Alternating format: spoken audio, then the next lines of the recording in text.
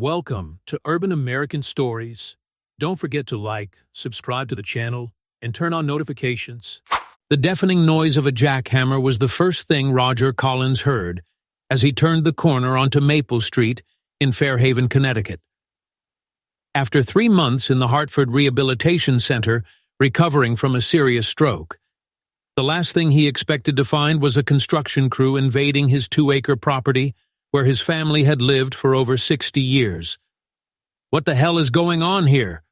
Roger shouted, his voice still affected by the partial paralysis the stroke had left. Catherine, his 28-year-old daughter who had brought him home from the hospital, abruptly parked the car in the driveway. Martha Henderson, the president of the Fairhaven Heights Homeowners Association, was standing in the middle of the Collins garden wearing a white hard hat and holding a clipboard. Her artificial smile couldn't hide the gleam of satisfaction in her eyes when she saw Roger approaching with difficulty, leaning on his cane. "Welcome back, Mr. Collins. I hope you're feeling better," Martha said in a falsely sweet tone. "As you can see, we've started the community improvements that were approved during your absence." "Improvements? That's trespassing," Catherine intervened, positioning herself protectively next to her father. "No one authorized any construction on our property." Martha adjusted her gold-framed glasses and consulted her clipboard. "Actually, dear, the project was approved at a special HOA meeting. We're going to build a community recreation area that will benefit all the residents. Mr. Walter Price, our developer, has all the necessary documents." As if summoned, Walter Price emerged from his black Range Rover, carrying a leather briefcase. He was a burly man in a tailored suit that barely disguised his robust figure. "Ladies and gentlemen, I can assure you that everything is perfectly legal. We even have the approval of the prefecture." Roger felt his heart racing dangerously. "Catherine, call Christine Morgan right away." Christine had not only been the Collins family lawyer for decades, but also an old friend who knew every square inch of that property and its history. While Catherine made the call, Roger watched helplessly as the machinery destroyed the garden that his late wife Eleanor had cultivated for 40 years. The heritage roses she loved so much were being unceremoniously uprooted, and the small artificial pond where her grandchildren fished at weekends was being drained. Christine Morgan arrived in less than 20 minutes, her Tesla Model 3 skidding slightly on the gravel of the driveway. She was a woman in her 50s, with gray hair cut into a precise bob, and piercing blue eyes that seemed able to see through lies. "Stop everything immediately," her voice commanded everyone's attention. "Martha, show me that approval from City Hall right now." Walter Price intervened, handing over some documents. Christine quickly examined them, her expression turning from concern to indignation. "This is a blatant fraud. George Davis's signature is here, but he was removed from office 2 weeks ago on suspicion of corruption." Martha Henderson paled visibly, while Walter Price began to sweat. "There must be some mistake," he stammered, pulling his cell phone out of his pocket. "The only mistake here was thinking they could take advantage of Roger's absence to steal his property," Christine declared, already typing furiously on her tablet. "I have an emergency injunction here that will halt this entire operation until further notice."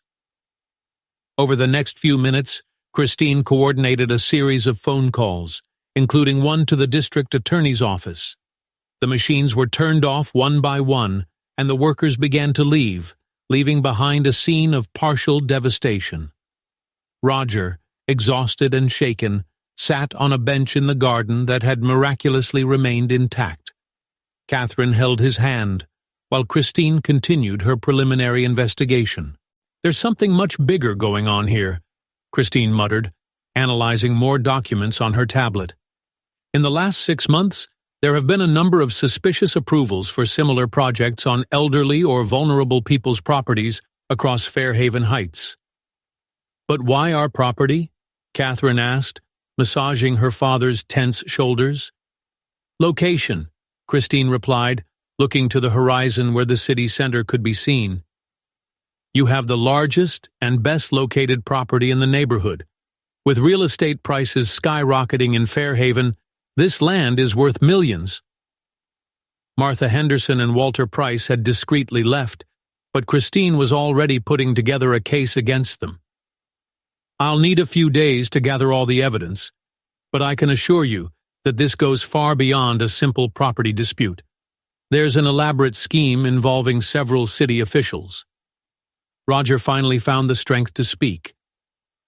"Eleanor always said we should be more careful with the HOA. She never trusted Martha Henderson." "Your wife was a very perceptive woman, Roger," Christine agreed, putting her papers away. "And now we're going to honor her memory by fighting for every inch of this property."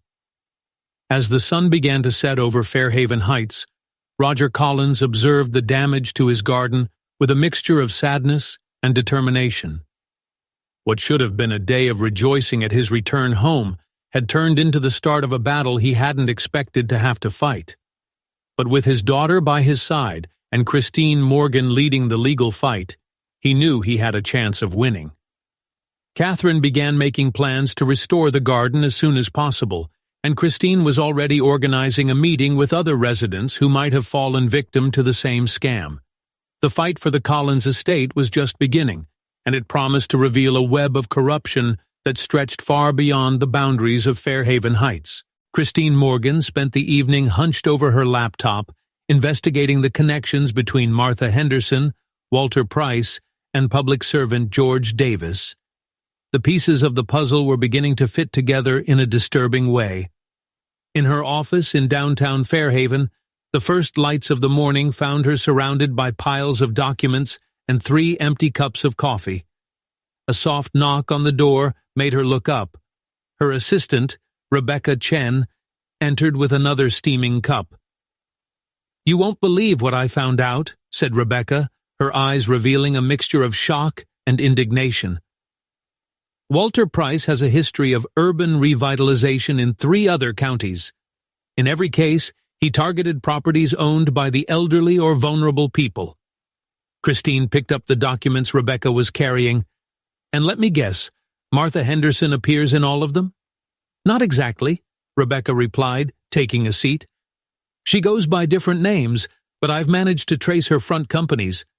It's always the same modus operandi. She infiltrates local HOAs, assumes leadership positions, and then starts pressuring specific homeowners." Christine's phone rang. It was Catherine Collins. "Christine, you need to come over. Dad had a very interesting visitor this morning." 20 minutes later, Christine was parked in front of the Collins house. In the still devastated garden, she found Roger sitting on his porch with a middle-aged man she recognized immediately. Michael Dawson, Walter Price's former accountant. "Mr. Dawson has some interesting information," Roger said, his voice firmer than the day before. "Apparently our friend Price has a special talent for convincing civil servants." Michael Dawson looked nervous, but determined. "I worked for Price for 5 years. The scam is bigger than you think. He's not just after the Collins property. There's a plan to renovate the entire historic Fairhaven Heights neighborhood." Christine turned on her recorder. "Go ahead, Mr. Dawson." "Price has a silent investor, someone with important political connections. They plan to demolish the historic houses and build a luxury commercial and residential complex. The Collins property is crucial because it serves as the main access point." Catherine, who was standing near the door, let out a sigh of indignation. "That's why they acted so quickly when Dad was in hospital." "Exactly," Dawson confirmed. "Martha Henderson isn't just the president of the HOA. She's a partner in several of Price's offshore companies. They use these companies to launder bribe money." Christine took notes furiously. "We need hard evidence, Mr. Dawson." "I've got better than that," he replied, pulling a flash drive out of his pocket. "I have 5 years of financial records, emails, and recordings of meetings, including one where Price admits to paying George Davis to falsify building approvals." At that moment, a car parked sharply in front of the house. "Martha Henderson got out of it," her face contorted with anger at the sight of Michael Dawson. "So this is where you've been hiding, you traitor." Christine stood up, positioning herself between Martha and the others. "Mrs. Henderson, I suggest you leave immediately." "You have no idea what you're up against," Martha hissed. "This is bigger than all of you." "Actually, Martha," Christine replied with a calm smile, "I think it's us who have something bigger than you realize." Martha hesitated, her eyes fixed on the flash drive in Dawson's hand. Her cell phone rang and, after a brief conversation, she visibly paled. "This isn't over," she muttered before hurrying off. "What was that?" Catherine asked, helping her father to his feet. "That call," Michael explained, "was probably about the federal investigation that started this morning. I didn't come to you by chance. I already gave a statement to the FBI last night." Christine felt a surge of optimism. With federal evidence and Dawson's testimony, they had a real chance of not only saving the Collins property, but also exposing the entire criminal operation. "Mr. Dawson," Christine said, "we need to protect you. Do you have a safe place to stay?" "I've already taken care of that," he replied. "The FBI has put me under protection. I only came here because I needed you to know the truth, and because I owed it to Mr. Collins. My mother lived in one of the properties that Price renovated in Hartford. She lost everything." Roger held out his hand to Michael. "Thank you for doing the right thing." While Michael left with his protection agents, Christine began to organize her legal strategy. "Catherine, I need you to document all the damage done to the property. Roger, we're going to need all the historical documents that prove the cultural importance of this house to the neighborhood." "What about Price?" Catherine asked. "Leave him to me," Christine replied, a determined glint in her eyes. "He'll find out that he chose the wrong family to bully." The rest of the day was spent cataloging evidence and preparing the necessary documentation. Christine knew the battle was far from over. People like Price and Henderson wouldn't give up easily. But with Dawson's revelations and the federal interest in the case, the game had changed significantly. In the evening, watching Roger and Catherine working together to organize old photos of the property, Christine felt a renewed determination. This wasn't just a fight for a house, it was a battle for justice and the preservation of an entire community. The morning after Michael Dawson's revelations, Christine Morgan was concentrating on a video call with her FBI contacts when her assistant Rebecca burst into her office, panting. "Christine, you need to see this now. Walter Price is giving a live press conference." On the laptop screen, Walter Price, wearing an impeccable suit, was smiling at the cameras in front of Fairhaven Town Hall. "The accusations against me and Mrs. Henderson are completely unfounded. Our urban revitalization project only aims to improve the quality of life in our community." Christine turned up the volume, her face hardening as she listened to Price's blatant lies. He continued, "Mr. Dawson is a disgruntled ex-employee who is trying to tarnish my reputation with false allegations. As for the Collins property, we have all the necessary documentation." "Rebecca," Christine interrupted, "call Catherine right now. Price is trying to control the narrative." As Rebecca made the call, Christine noticed something peculiar in the video. Behind Price, partially visible, was a man she recognized immediately, Senator James Mitchell, known for his ties to big developers and for having blocked several pieces of legislation protecting historic properties. "Catherine, do you see that?" Christine asked as soon as the call was completed. "Yes, and there's more. I just got an anonymous call. Apparently, Senator Mitchell is the silent investor Dawson mentioned." Christine felt her heart race. Senator Mitchell's presence explained how Price was able to operate with such impunity. "Catherine, protect your father. Things are going to get more complicated." As soon as she finished her sentence, Rebecca entered the office again. "Christine, George Davis is here. He says he wants to confess." The former civil servant seemed to have aged a decade since his suspension. Sitting in Christine's living room, his hands were shaking as he held a glass of water. "I can't carry this anymore. Price and Henderson aren't the only ones involved. The scheme goes all the way to Brasilia." "Go on, Mr. Davis," Christine encouraged, discreetly recording the conversation. "Senator Mitchell uses his influence to block investigations and approve questionable projects. In return, he receives a stake in the ventures through offshore companies. The Collins estate is just part of a bigger plan." "What bigger plan?" "They want to turn Fairhaven Heights into a luxury commercial and residential complex. The historic properties are obstacles that need to be removed. The Collins are just the beginning." Christine exchanged meaningful glances with Rebecca. "Why did you decide to speak up now?" "Because they crossed a line," Davis replied, his voice embittered. "Martha Henderson came to me last night. She wanted me to forge documents proving that Roger Collins is mentally incapacitated to manage his estate." The revelation hit Christine like a punch. She immediately called Catherine, who confirmed that Martha Henderson had tried to visit Roger that morning, accompanied by an unknown doctor. "Mr. Davis," Christine spoke firmly, "we're going to need you to officially testify." "They're going to kill me," he muttered. "Not if we act first," Christine replied, already typing a message to her contacts at the FBI. Over the next few hours, Christine orchestrated a series of simultaneous actions. While the FBI prepared an operation based on the new evidence, she mobilized the local press and called an emergency meeting with other Fairhaven Heights homeowners who had been targeted by the scam. In the late afternoon, dozens of residents gathered at the public library. Christine, along with Catherine and Roger Collins, presented the evidence of the criminal scheme. Other residents began to share similar stories of harassment and attempts to take over their property. "We can't allow them to destroy our community," Roger declared, his voice gaining strength as he spoke. "This isn't just a fight for my property, it's a fight for our home, our history."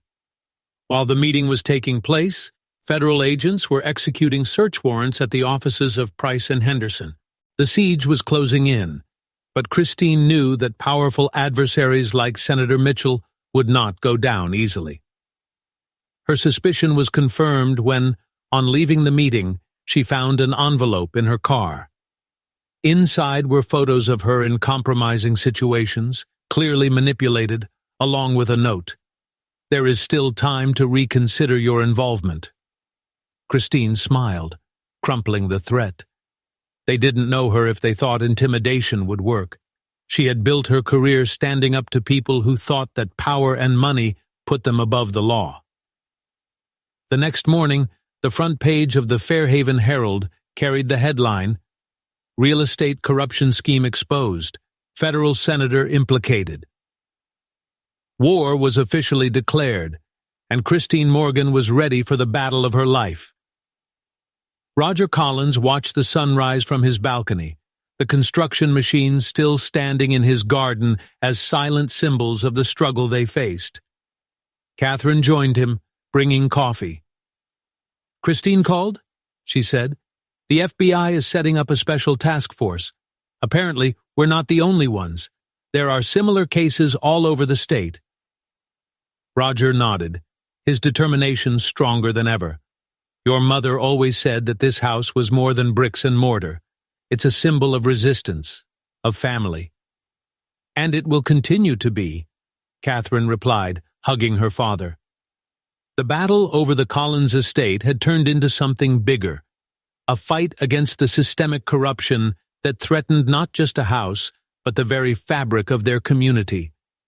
And with Christine Morgan leading the legal charge, the truth was about to come out, no matter how high up in the spheres of power it had to go.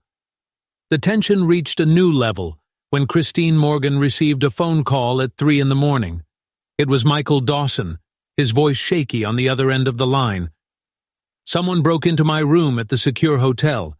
They left a message. Some secrets must remain buried." Christine dressed quickly and drove to the hotel where the FBI was keeping Dawson under protection. In the lobby, she found the federal agents visibly embarrassed. The raid had taken place during shift change, and the security cameras had mysteriously failed during those precise 15 minutes. "This has Senator Mitchell's mark all over it," Christine muttered to Rebecca, who had arrived shortly afterwards. "He has enough connections to orchestrate something like this."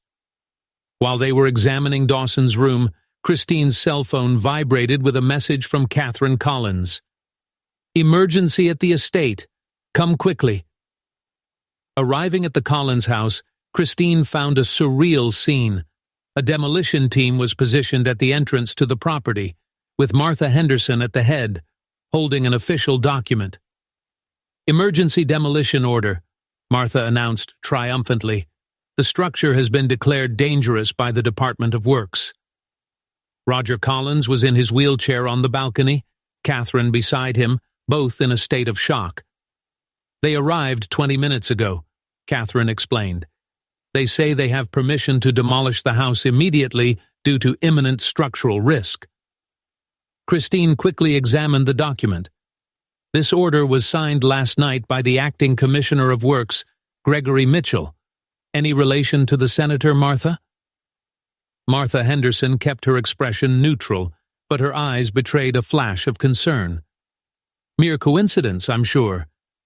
How did the senator's nephew manage to sign a demolition order less than 24 hours after taking office?" Christine asked, already typing on her phone. "Especially considering that the last inspection, carried out just 3 months ago, declared the property to be in perfect condition." The demolition workers began to look uneasy, exchanging uncertain glances. Christine noticed the hesitation and seized the moment. "Gentlemen," she addressed the demolition crew, "I suggest you carefully consider your next actions. I have here a federal injunction prohibiting any alterations to this property while the FBI investigation is ongoing. Proceeding with the demolition would make you complicit in a federal conspiracy." The team supervisor stepped forward, examining the documents Christine was displaying on her tablet. "Ms. Henderson, I think we need to take a closer look at this situation." At that moment, 3 black SUVs parked on the street. FBI agents emerged from the vehicles, led by Special Agent Diana Rodriguez. "Martha Henderson," Rodriguez announced, "we have some questions about certain financial transactions between your offshore companies and accounts linked to Senator Mitchell." Martha's face lost all color. She tried to reach for her cell phone, but an agent was quicker, confiscating the device. "This is absurd. You have no right—" "We have every right," Rodriguez interrupted, showing a warrant, "including to examine your phone and emails. It will be particularly interesting to see your communications over the last 24 hours about this fraudulent demolition order." While Martha was being taken in for questioning, Christine noticed movement in the nearby bushes. Walter Price was trying to escape discreetly through the back of the property. 2 officers quickly intercepted him. "Mr. Price," Christine called out to him, "I think you have some explaining to do about that press conference, especially about your sworn statements denying knowing Senator Mitchell." Catherine hugged her father, who was watching the scene with a mixture of relief and concern. "It's not over yet, is it?" "No," Christine confirmed. "Senator Mitchell has a lot of power and influence, but now we have concrete evidence linking him directly to this scheme." Rebecca came running in, holding her laptop. "Christine, you need to see this. I've just received an anonymous email with hundreds of documents. They're records of all the properties Price and Henderson have taken over the last 5 years, including bribe receipts." Agent Rodriguez quickly examined the documents. "This is pure gold for our investigation. Who sent it?" "The sender identifies himself only as Clean Conscience," Rebecca replied. "But from the style and detail, I'd bet it was someone from the senator's own office." Christine smiled. It seems that not everyone is willing to go down with the ship. Over the next few hours, the Collins estate was transformed into a makeshift operations center. Federal agents collected evidence, interviewed witnesses, and coordinated actions at other properties affected by the scheme. Roger Collins watched everything from the balcony, his eyes fixed on the devastated garden. "Eleanor would love to see this," he muttered. "She always said that the truth has a way of coming out, like her roses after winter." Catherine squeezed her father's hand. "We're going to get the garden back, Dad. And this time, let's make sure no one can threaten our home again." Christine joined them, exhausted but determined. "The legal battle will still be long, but today we have struck a significant blow. The empire that Price and Henderson built is crumbling, and Senator Mitchell won't be able to hide behind his influence forever." As the sun set over Fairhaven Heights, Christine couldn't help but notice how the shadows of the stopped demolition machines seemed smaller now, less threatening. Justice was finally coming, and with it, the hope of a new dawn for the community. On the morning of the federal hearing, the Fairhaven courthouse was surrounded by dozens of residents, reporters, and onlookers. Christine Morgan walked up the marble steps alongside Roger and Catherine Collins, while cameras flashed incessantly. The atmosphere was one of anticipation. After 3 weeks of intense investigation, the case that had shaken the city would finally reach its climax. "Ready?" Christine asked, adjusting her document folder. Roger, now more steady on his cane after weeks of physiotherapy, nodded. More than ever. Inside the courtroom, Walter Price and Martha Henderson occupied the defense table, both dressed impeccably, but their expressions betrayed nervousness. Senator Mitchell surprisingly was absent.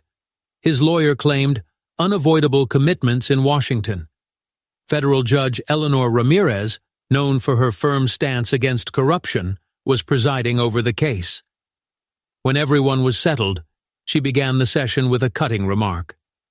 "I must point out that Senator Mitchell's absence has been duly noted and will be taken into account in future deliberations." Christine began her presentation methodically, unraveling a web of evidence that connected Price, Henderson, and Mitchell in an elaborate scheme of property grabbing and money laundering. The evidence was devastating. Emails, bank transfers, audio recordings, and, most significantly, the testimony of dozens of other homeowners who had fallen victim to the same scheme. "Your Honor," Christine argued, "what we have here is not just a case of real estate fraud. It's a systematic attack on our community, orchestrated by people who abuse their positions of power to profit at the expense of vulnerable citizens." Michael Dawson was the first to testify, his voice steady as he detailed years of suspicious transactions and secret meetings. Senator Mitchell not only knew about the scheme, he was its chief architect. Each property acquired was part of a larger plan to turn Fairhaven Heights into a luxury shopping complex.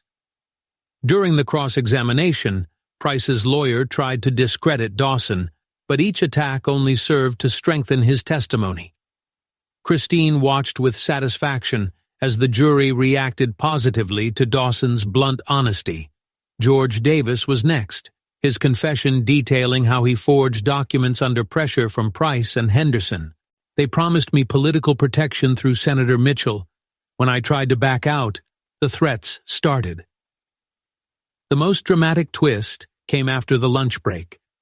Christine called a surprise witness, Jennifer Mitchell, the senator's wife. The buzz in the room was instantaneous. "Mrs. Mitchell," Christine began, "could you explain to the court why you decided to testify today?" Jennifer Mitchell, an elegant woman in her 50s, looked directly at the jury. "Because I can no longer be complicit in what my husband and his associates did to these people.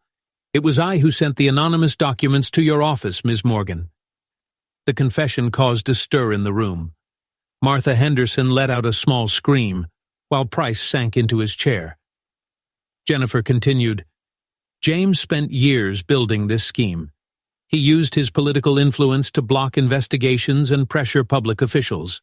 The Collins property was especially important because it would be the center of the new shopping complex." The next 2 hours were filled with testimony from residents affected by the scheme. Each personal story added a new layer of outrage to the case. Roger Collins was the last to testify. "This house," he said, his voice laced with emotion, "is not just a property. It's where I raised my family, where my wife planted every rose in the garden, where my grandchildren learned to fish. They didn't just try to steal a piece of land. They tried to steal our history." When it came time for closing arguments, Christine stood up slowly, aware of the weight of the moment. "Your Honor, ladies and gentlemen of the jury, this case represents more than a real estate dispute. It is a test of our values as a society. When we allow power and greed to triumph over individual rights, we lose something precious of our humanity. The Collins family and all the other residents of Fairhaven Heights aren't just fighting for their homes, they're fighting for the soul of our community." The jury deliberated for just 2 hours, a surprisingly short time for such a complex case. The verdict was unanimous, guilty on all counts. Judge Ramirez showed no mercy in her sentence. Price and Henderson received significant prison sentences, as well as million-dollar fines. Arrest warrants were issued for Senator Mitchell and other public officials involved. At the end of the hearing, Christine found the Collins in the hallway of the courthouse. Catherine was crying openly as she hugged her father. "Is it really over?" she asked. "The legal part, yes," Christine replied. "Now, the work of rebuilding begins." Over the next few weeks, the Fairhaven Heights community came together to help restore the Collins estate. Volunteer gardeners replanted the heritage roses, following old photos of Eleanor's garden. The small pond was restored, and soon Roger's grandchildren were back fishing in it at weekends. One afternoon, while supervising the restoration work, Christine found Roger sitting on his restored balcony, watching the sunset. "You know," he said, "Eleanor always said that a house isn't just made up of walls and roofs, but of the memories we keep in it. Thanks to you, Christine, we'll be able to continue creating new memories here." Christine smiled and sat down next to him. In the garden, volunteers were planting new rose bushes, while Catherine taught her youngest son how to use a fishing rod. The Collins property wasn't just a legal victory. It was a symbol of resistance and community unity. Sometimes, Christine reflected, we need to fight for what's right, no matter how powerful the opponent. And sometimes, Roger added, we need to lose something to realize how many people are willing to help us get it back. The sun finally set over Fairhaven Heights, but this time there were no shadows of demolition machines on the horizon. Only the promise of a new dawn for a community that has discovered its strength in adversity.